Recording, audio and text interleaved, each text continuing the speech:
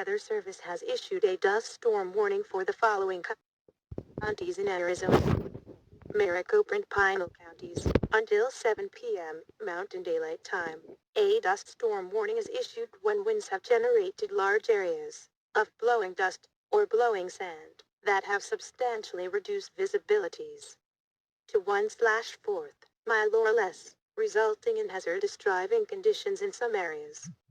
Be ready for a sudden drop in visibility to near zero.